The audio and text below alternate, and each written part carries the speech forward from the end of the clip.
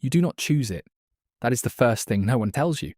Every story you have heard about prophets begins with a burning bush, a booming voice, a blinding light on a Damascus road.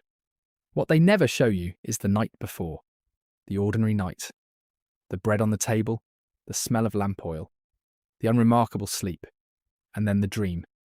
Level 1, the dreamer. You are lying on your mat. The village outside is quiet. The fig tree casts no shadow because the moon is behind a cloud. And then the dream opens like a door in a wall you did not know existed. You see it clearly, not the way normal dreams blur and scatter the moment you wake. This one holds. Colours that do not exist in the waking world. Words spoken by a voice that is not a voice, but more like a certainty, pressing through the bones of your chest. You wake with your heart slamming against your ribs, and your hands shaking, and you sit in the dark for a long time before you can move. You tell no one, not yet. You go back to your work, you carry water, you split wood, you grind grain. But the dream stays with you the way a coal stays warm after the fire is gone. No flame, only heat. Only the knowledge that something was lit that was not lit before. The book of Joel chapter 2 verse 28 says it plainly. Your sons and your daughters shall prophesy. Your old men shall dream dreams. Your young men shall see visions. You memorized that verse when you were a child. You never thought it meant you. Level 2. The seer. The second time you're awake, you're standing in the market, and you see the man across the stalls, the one selling dried fish. And you know with a knowledge that has no logical source, that his wife is ill, and that she will not be ill by morning if someone prays over her tonight. You do not know how you know. You know the way you know your own name. You hesitate for 3 days. This is normal. Samuel hesitated. Elisha hesitated. The hesitation is not weakness. It is the soul calibrating itself to a frequency it was not born for. When you finally cross the market and say what you know, the man stares at you for a long moment, and then his eyes fill with water. He grabs your arm. He says, "How do you know about my wife?" You say, "I was told." He asks who told you. You do not have a good answer for that yet. The first book of Samuel chapter 9 verse 9 tells you that in ancient times, those who are now called prophets were once called seers because they saw. You are beginning to understand that word from the inside. Seeing is not a metaphor. It is not poetry. It is a sensory experience as real as the smell of that dried fish, as real as the roughness of the man's hand on your arm.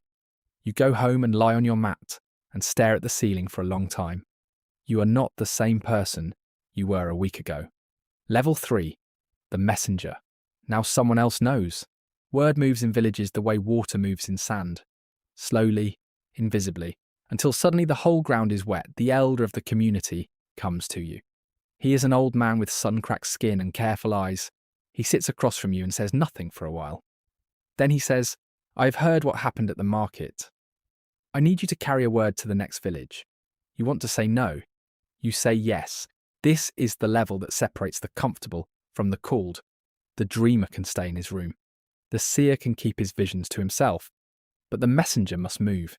He must stand in front of someone who did not ask for a message, open his mouth, and say words that may not be received well.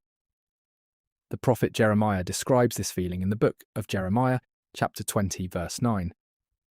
"If I say I will not mention him, or speak any more in his name, there is in my heart, as it were, a burning fire shut up in my bones, and I am weary with holding it in, and I cannot." You feel that fire now. It is not comfortable. It is not pleasant. It is a pressure from the inside that makes silence feel like holding your breath underwater. You carry the message. You deliver it badly. Your voice shakes. You forget 2 things and have to circle back. The person you deliver it to stands in their doorway with their arms crossed and a look on their face that tells you they are deciding whether to laugh or be offended. They do not laugh. They do not answer. They close the door. You walk home in the dark and wonder if you heard wrong. Then, 3 days later, you find out you heard exactly right. Level 4. The intercessor. You have a new problem. You feel things that are not yours. You are sitting at your table and a grief rolls through you that has no name. Your own life is fine. Your family is well. The season has been good. And yet you are weeping and you do not know why. You go to your knees the way a tree goes to its roots. not by decision, by gravity. And you stay there until the weeping is done. And what you are left with is the sense that you have been carrying something for someone who does not know you carried it. Abraham stood before God and argued for the people of Sodom. The book of Genesis, chapter 18, verse 23. Will you sweep away the righteous with the wicked? Moses stood in the breach for Israel after the golden calf. The book of Exodus, chapter 32, verse 32. Please forgive their sin, but if not, please blot me out of your book. Elijah lay prostrate on Mount Carmel, his face to the ground, praying for rain that had not fallen in 3 years. These were not performances. These were men who felt the weight of other people's situations in their own bodies, who brought that weight to God the way a letter carrier brings a parcel to a door. You are learning that this is not a gift. It is a burden that sometimes feels like a gift. Some mornings you wake up carrying a name and you pray that name for an hour before you understand why you never find out most of the time. That is part of the assignment. To intercede is to stand between, which means you often cannot see both sides of what you are standing between. You hold your position anyway. You hold it because someone held theirs for you, once in a night you knew nothing about. Level 5. The reformer. You are not looking for a confrontation. That is the thing about this level. You do not arrive here by wanting to arrive here. You arrive here because something you see is so clearly, so obviously wrong that silence becomes a form of violence.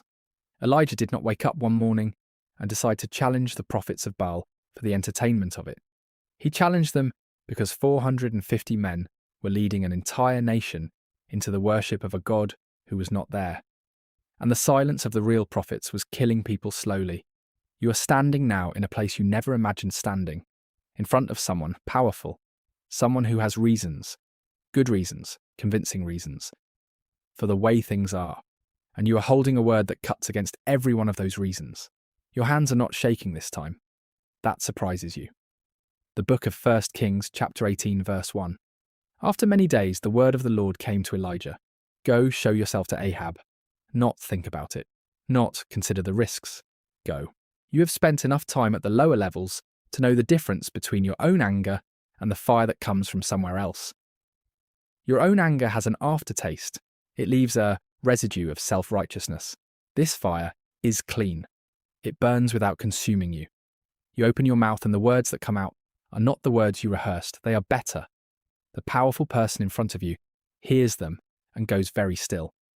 You do not know what will happen next. You do not need to know. Your assignment was to say the words. The rest is not yours. You walk out into the heat of the day and you are shaking now. Not from fear, but from the aftershock of something large moving through a small channel. You eat, you sleep, you wake up and do it again. Level 6. The suffering prophet. This is the level no one signs up for. If there is a level in the prophetic life that separates the faithful from the famous, the enduring from the celebrated, it is this one. Because this level does not give you power. It does not give you victories. It gives you a cross-shaped calling that cost you everything you thought you were building. Hosea was told to marry a woman he knew would be unfaithful. The book of Hosea, chapter 1, verse 2. Go, take to yourself a wife of whoredom, not as a punishment, as a message, so that his own life would become a living parable of God's relationship with Israel. The heartbreak was the sermon. Jeremiah preached for 40 years and watched the nation fall anyway. He was thrown into a cistern. He was put in stocks. He said in the book of Jeremiah, chapter 20, verse 14, "Cursed be the day I was born." And then, in the same chapter, he said he could not stop speaking. Both things were true. The suffering and the calling existed in him at the same time, without resolution. You are there now. Something in your life is not working out the way it should. A relationship, a door that should have opened, a season that has gone on too long. And the word you keep hearing is not, "This is almost over." The word you keep hearing is, "Stay. Stay in the uncomfortable place. Stay in the city that rejected your message. Stay in the marriage that is breaking. Stay in the calling that has cost you your reputation and your friendships and your comfortable interpretation of how God works. Stay, because the staying is the message. There is a fire in your bones still. It has not gone out, but it burns differently now. Not like a torch, bright and high and visible, like a coal under ash, contained, persistent, waiting. You are being shaped into something that cannot be rushed. Level 7. The writing prophet. You pick up the scroll. This is the level where what you carry outlives you. Isaiah never saw the servant songs fulfilled. Daniel never saw the kingdoms he described collapse and rise. Ezekiel never saw the valley of dry bones come fully alive. They wrote anyway, not because they understood everything, but because they understood that the words were not for them alone. The Apostle Peter says it in his first letter, chapter 1, verse 12. It was revealed to them that they were serving not themselves but you, in the things that have now been announced to you through those who preach the good news to you. The prophets wrote for people who were not born yet. They carried the weight of future generations in sentences they could not fully interpret. You sit with the scroll, or in your time, whatever your equivalent of the scroll is, and you write what you have seen. You write what you have felt. You write the dreams and the fire, and the confrontations and the suffering, and the seasons of silence. You write it as clearly as you can. You know some of it will be misread. Some of it will be used by people who mean well, but miss the point. Some of it will sit in the dark for generations before someone reads it in the right moment, in the right condition, and it cracks something open in them. That has to be enough. You seal the scroll. You set it down. Your handwriting will outlast your heartbeat. Your words will reach cities you will never visit, centuries you will never see, people who will never know your name but will carry what you carried. That has to be enough. It is enough. Level 8. The apocalyptic visionary. The earth is shaking, not metaphorically, not. You are on the ground and the ground itself is unstable, and the sky above you is not the sky you know. It is folded, opened, pulled back like a curtain, to reveal something behind it that the human mind was not entirely designed to process. This is the level that broke Ezekiel and Daniel and John of Patmos. Not broke like destroyed, broke like a door. Breaks when the thing on the other side is too large to fit through it normally. Ezekiel. Chapter 1 describes 4 living creatures, wheels within wheels, full of eyes, with a sound like many waters, like the voice of the Almighty. He saw it by the river Chebar and fell on his face. John, on the island of Patmos, heard a voice like a trumpet and turned and fell as though dead. Daniel saw the Ancient of Days and the throne set in place and the river of fire flowing, and he alone saw the vision while the men around him saw nothing but a great terror and fled and hid themselves. You are seeing something now. You do not have categories for it. Your language does not have vocabulary precise enough for it. You will write it with images borrowed from what you know: fire, water, beasts, thrones. Because those are the only shapes available to you, and they are not wrong shapes. They are the closest the human mind can come to describing what exists outside the human mind. You are not afraid exactly. Fear is too small a word. You are undone and rebuilt in the same moment. You are simultaneously the smallest thing in existence and the one to whom this vision was entrusted. When it is over, you are on the ground. You stay there for a long time. You are not the same. You will never be the same. The vision lives in you now like a second skeleton, invisible but load-bearing. Level 9. The Forerunner. You know you are not the point. This is the most unusual and the most demanding of all the levels, to carry a calling that is entirely in service of someone else's arrival. John the Baptist was filled with the Holy Spirit from his mother's womb, according to the Gospel of Luke, chapter 1, verse 15. He preached with a power that drew thousands. People came from Jerusalem and all Judea and the region around the Jordan to hear him. They were baptized by him. They were changed by him. And then he pointed away from himself. The Gospel of John, chapter 1, verse 23. I am the voice of one crying out in the wilderness, make straight the way of the Lord. Not, I am the Lord. Not, follow me. Not, here is my ministry, here is my movement, here is my name. I am a voice, an instrument, a signal fire lit on a hill to indicate the direction. He said in the Gospel of John, chapter 3, verse 30, He must increase, but I must decrease. You are at this level now. Everything you have built, every gift that has developed, every level you have passed through, the dreams and the visions and the fire and the suffering and the writing and the cosmic terror. All of it is not for you. It points somewhere. It points towards someone. The anointing you carry is not your anointing. You are a carrier, a courier. You are the smell of rain before the rain arrives. You stand in the wilderness, which in your time looks like something else. A difficult season, an overlooked place, a calling that does not get the recognition it deserves, and you lift your voice, not for yourself, for the one coming after. Level 10, Friend of God. You are standing at the entrance of the tent of meeting. This is where Moses stood. The book of Exodus chapter 33 verse 11 says it with a plainness that stops the breath. The Lord used to speak to Moses face to face, as a man speaks to his friend. Face to face, as a man speaks to his friend, you have passed through the dream and the vision, and the message, and the intercession, and the confrontation, and the suffering, and the writing, and the apocalyptic terror, and the self-emptying forerunner. You have been reduced.